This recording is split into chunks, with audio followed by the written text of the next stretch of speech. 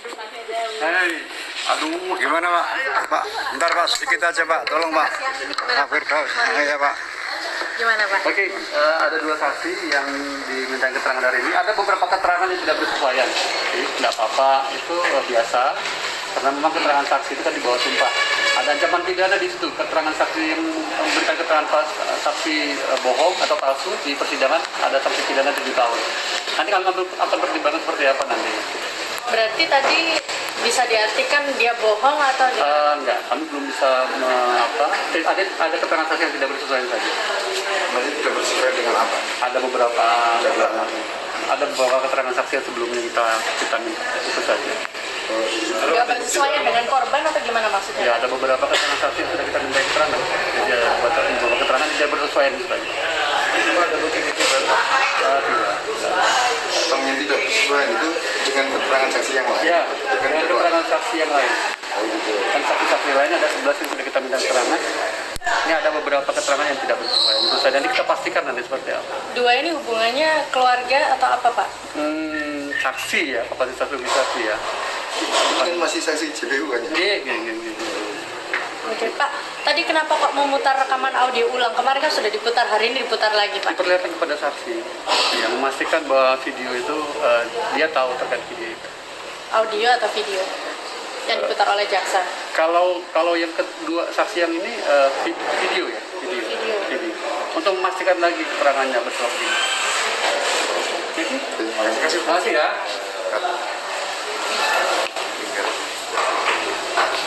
Ya siap. Gimana Pak? Hari ini kita sangat senang dengan kesaksian yang dihadirkan oleh JPU.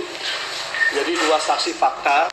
Jadi kalau yang kemarin saksi katanya, ini saksi fakta yang mengikuti proses interview yang bersama-sama dengan saksi korban, terang, jelas, dan di hadapan sumpah mengatakan bahwa interview ada di teras gubuk ST, gubuk terapi. Di teras, bisa dilihat semua orang, dan kemudian disebutkan juga wawancaranya hanya 5-10 menit.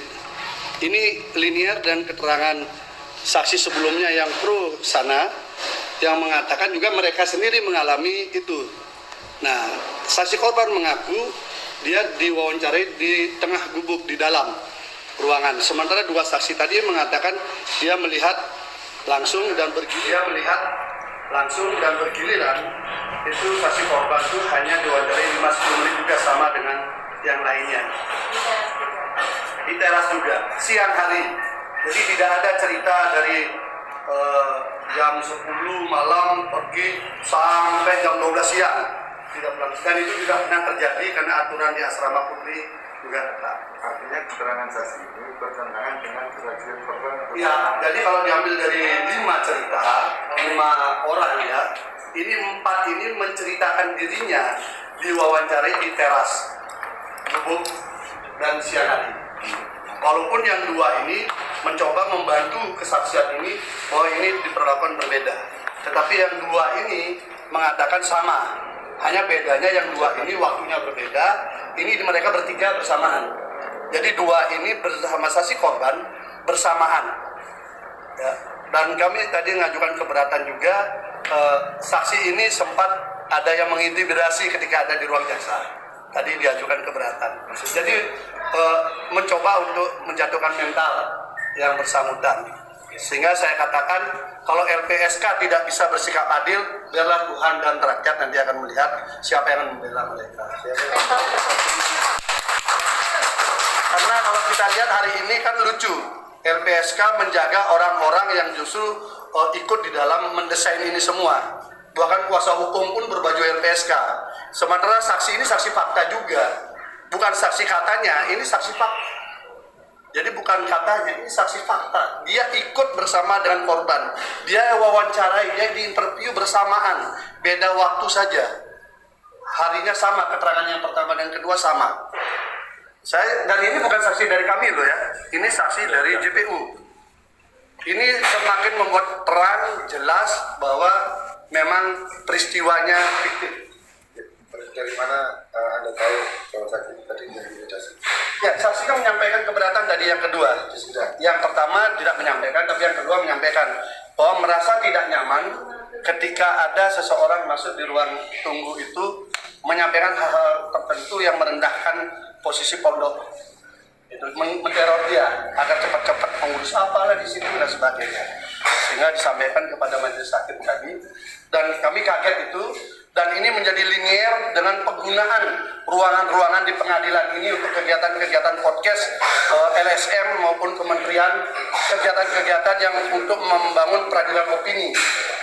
Itu linier, karena di sini kami sudah laporkan juga kepada ketua pengadilan juga. Praktek-praktek itu sudahlah hentikan, rekayasa itu hentikan. Cukup sampai di Sambo saja ada rekayasa. Setelah itu jangan lagi ada. Itu aja. Ya, disampaikan tadi. Jadi di ruang sidang resmi saksi yang kedua menyampaikan tidak nyaman dengan adanya orang. Mestinya saksi ini kan tidak dikenal. Siapa Pak? Yang paling tahu kan karena itu ada di ruangan jaksa yang paling tahu siapa yang boleh masuk di sana. Kami nggak tahu. Lihat aja. Kalau untuk intimidasi itu sendiri dilakukan berkala atau sekali Nggak, saja? ini baru ini muncul. Kan baru saksi fakta kan baru ini. Saksi yang lain kan saksi cerita katanya. Yang dihadirkan pakai baju LPSK segala itu mayoritas cerita katanya dari korban. Kalau ini dia melihat korban langsung diwawancarai. Pak, berarti kalau ada di ruang jaksa berarti kemungkinan orang. Nah, silakan aja siapa yang bermain. Saya nggak tahu, tapi intinya bahwa itu muncul di ruang sidang. Intimidasi itu dilakukan kapan? Tadi. Jadi mereka kan menunggu nih kan? Iya tadi. Saat istirahat. Merasa tidak nyaman ya, karena bahasa-bahasa itu bagaimana merendahkan posisi pondok lah. Itu sebagai alumni pondok dia merasa tidak nyaman, seakan mengganggu pikiran dia untuk bersaksi. Padahal dia saksinya saksi JPU loh. Kami kan belum mengajukan saksi, kami juga kaget kesaksiannya. Sesuai melakukan intimidasi itu berapa orang Pak? Saya nggak tahu, nanti kan biarkan yang paling tahu kan JPU, karena ada di ruang JPU itu kan. Oh, diperbolehkan masuk itu Pak? Saya nggak tahu, kalau kita tahunya di sini. Ketika disuruh memberikan catatan tambahan apa, itulah yang terjadi.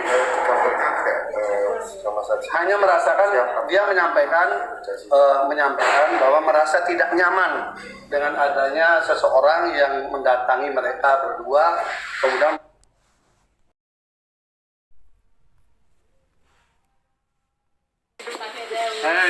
Aduh, gimana Pak? Pak, bentar Pak, sedikit aja Pak, tolong Pak. Pak Firdaus, ya Pak. Gimana Pak? Oke, ada dua saksi yang diminta keterangan hari ini. Ada beberapa keterangan yang tidak bersesuaian. Jadi tidak apa-apa, itu biasa. Karena memang keterangan saksi itu kan di bawah sumpah. Ada ancaman pidana di situ. Keterangan saksi yang memberikan keterangan saksi bohong atau palsu di persidangan ada sanksi pidana 7 tahun. Nanti kami akan pertimbangan seperti apa nanti. Berarti tadi